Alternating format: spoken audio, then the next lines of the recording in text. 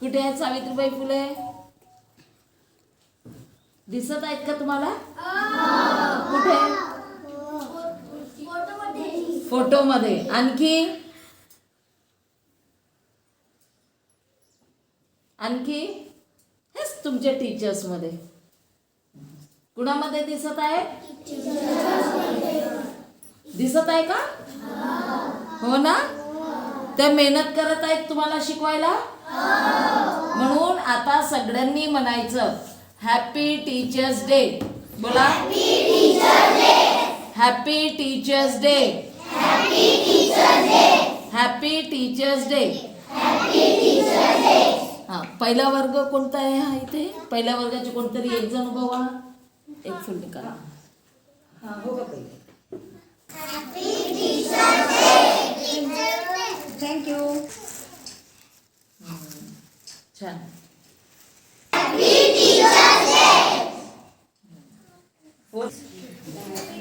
दोनों हाथ से बेटा. दोनों हाथों से. आणखी टीचर आहेत का? दोन्ही हात पकड कर. एक आहे तुमको. एक आहे. पुढे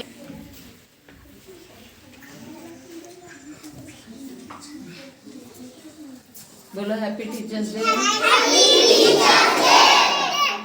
असा चालवत आहे. बरोबर आहे.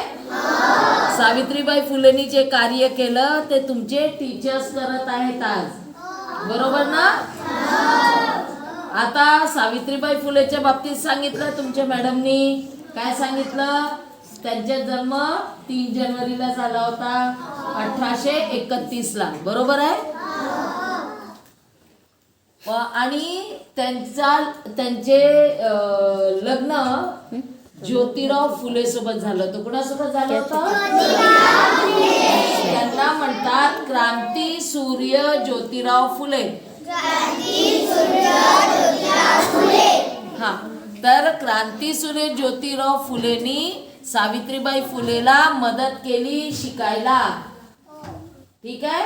हा, आणि तुम्हाला कोण मदत करते शिकायला? टीचर्स. आणि तुमचे आई वडील सुद्धा. बरोबर आहे ना? तुमच्या आई वडिलांनी शाळेत पाठवलं नसतं तर तुम्हाला शिकायला मिळालं असतं का? म्हणून कुणाचं ऐकायचं? आणि आई वडिलांचं. बरोबर आहे. आई वडिलांचं पण ऐकायचं आणि टीचर्सचं पण ऐकायचं. मला हे सांगा सगळ्यांना किती शिकायचं आहे? आवाज हळूच आला. 2-3च आवाज आले. खूप शिकायचं आहे. किती शिकणार? एवढं शिकायचं. हा, किती शिकणार? एवढं. थांबायचं नाही. शेवटपर्यंत जोपर्यंत आपल्याला चान्स मिळतो सोडायचा नाही. ठीक आहे. आणि कसं शिकणार तुम्ही? टीचर्स जे सांगतात घरी जाऊन अभ्यास करता. हो ना? हा, तर कोण कोण अभ्यास करत नाही घरी जाऊन? सगळेच करता. आई वडिलांना किती त्रास देता?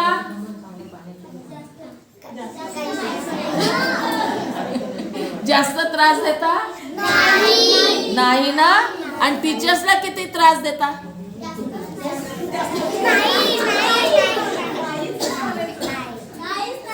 काहीच नाही देत ना? छान. तुझं काहीच त्रास देत. तुमच्या शिक्षणासाठी माहितीये का, म्हणजे खास करून मुलींना शिक्षणासाठी आधी जाऊच देत नव्हते शाळेत. मुलींना शिकवूच देत नव्हते. हे माहिती आहे ना? कोणी सांगितलं होतं का? आज मॅडमनी सांगितलं नाही का? पण तुमची आई शिकलेली आहे. तुमची आजी शिकलेली आहे. आजी शिकलेली आहे. काहींचे आहेत काहींचे नाही.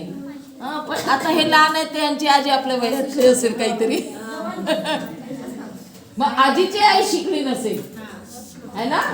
कारण की त्यावेळेस शाळेत जाऊच देत नव्हते.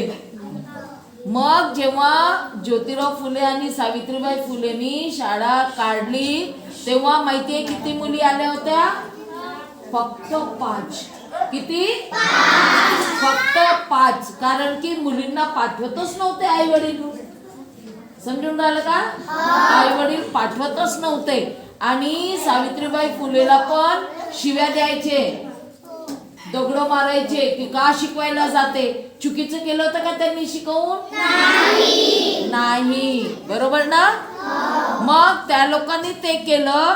तर आपण जर ऐकलं नाही तर त्याच्याच सारखं होते. जर आपण टीचरचं ऐकलं नाही म्हणजे काय होणार की आपण त्यांच्याच सारखं त्यांना मारत आहोत असा त्याचा अर्थ होतो.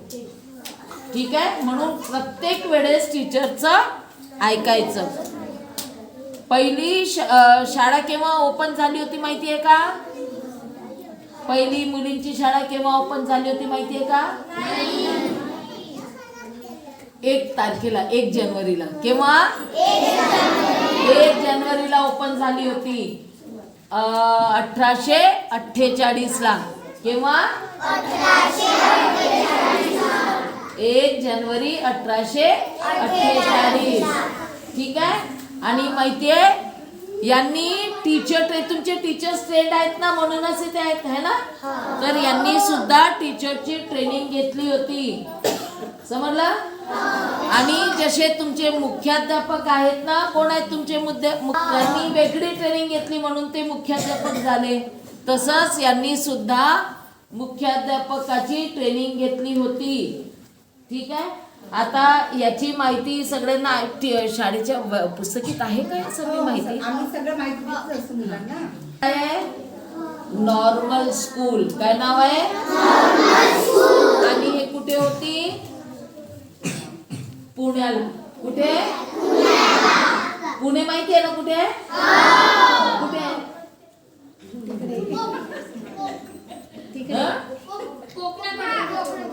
कोकणाकडे आहे. आणि कोकण कुठे आहे?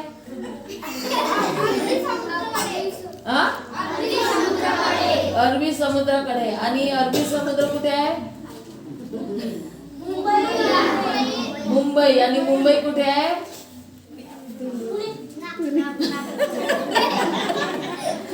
अरे बाबा, पुणे, नागपूर हे सगळं महाराष्ट्रात आहे. कुठे आहे? तुम्ही कुठे आहात? महाराष्ट्रात.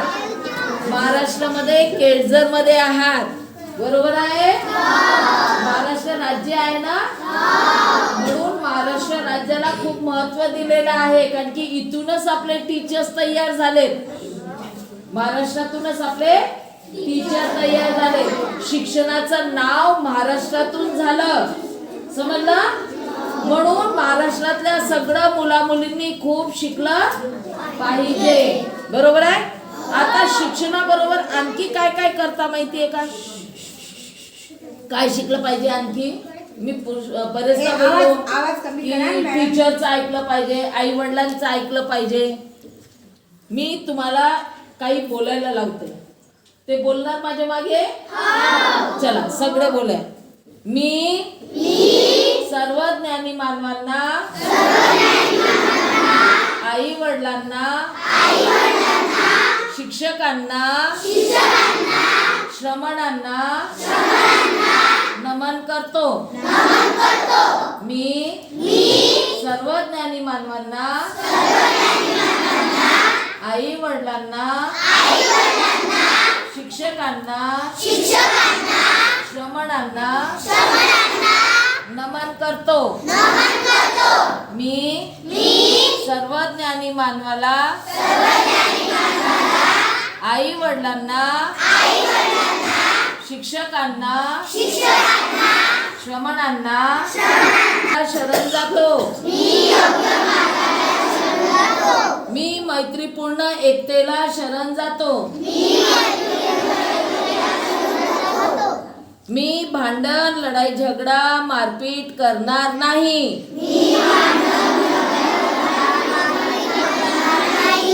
पुन्हा बोला. मी भांडण, लढाई झगडा, मारपीट करणार नाही. मी दुसऱ्यांच्या वस्तूला विचारल्याशिवाय हात लावणार नाही. मी स्वतःच्या इच्छेच्या पूर्ण करण्यासाठी चुकीच्या मार्गावर चालणार नाही. मी खोटे बोलणार नाही. मी शिव्या देणार नाही. मी दारू बिडी सिगरेट पिणार नाही. मी पान सुपारी तंबाखू गुटखा खाणार नाही. घरच्यांना किंवा इतरांनी मागितले तर आणून देणार नाही. ठीक आहे. ते का बोलले माहितीये काय होतं हे नाही माहिती. हे याला म्हणतात शिलेचे पालन करणे. काय म्हणतात याला? शिक्षणाबरोबर शिलेची जोड असणं गरजेचं आहे. शील म्हणजे मारामारी करायची नाही, भांडण करायची नाही, दुसऱ्यांच्या वस्तूला घ्यायचं नाही. उचलतो ना आम्ही पेन पेन्सिल दुसऱ्यांचे न विचारता, मग भांडण होते ना. मग बहीण भावाचे पण एकमेकांचे वस्तू उचलतो आपण, मग पुन्हा भांडण होते. मग विचारल्याशिवाय हात लावला नाही तर भांडण होणार नाही. आणि मग आपली इच्छा होते पास व्हायची, नाही का? अभ्यास झाला नाही तर मग काय करतो? चिटिंग. नाही ना. म्हणजे मला पास व्हायचंय म्हणून मला चिटिंग करायचं नाही. कोणी चिटिंग करत नाही नाही ते? तुम्ही खूप छान आहात. असंच राहायचं, कधीच चिटिंग करायची नाही. बरोबर? खोटं कोण कोण बोलतो?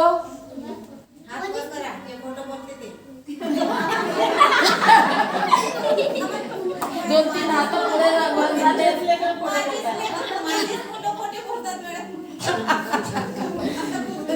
सगळे खरं बोलतात का? नक्की. आता तर खोटं बोलून राहिले. आता खोटं बोलून राहिले ना? नाही, नेहमी खरं बोलता. बघूया बरं, आता टीचरला विचारू, नंतर आम्ही घरी येऊन पण विचारू. ठीक आहे. शिव्या कोणी देतो का? नक्की.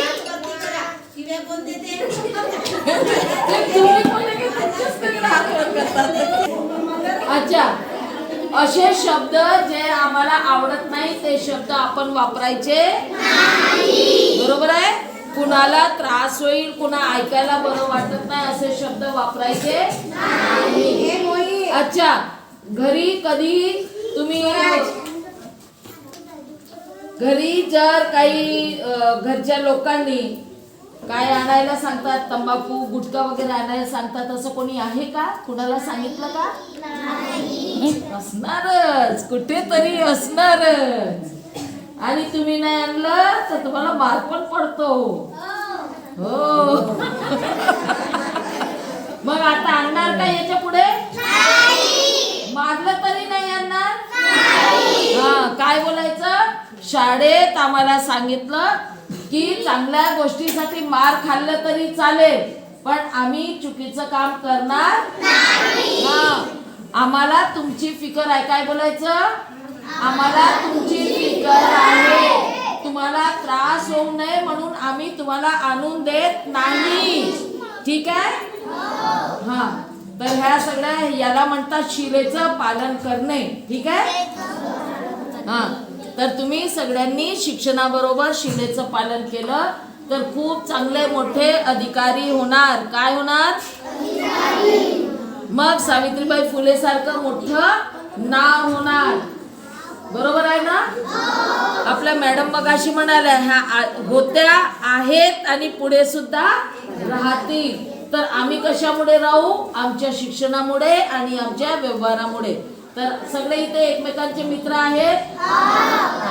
तर तुम्ही सगळ्यांनी चांगलं राहावं आणि चांगलं शिकावं एवढीच अपेक्षा करते आणि थांबते. जय भीम.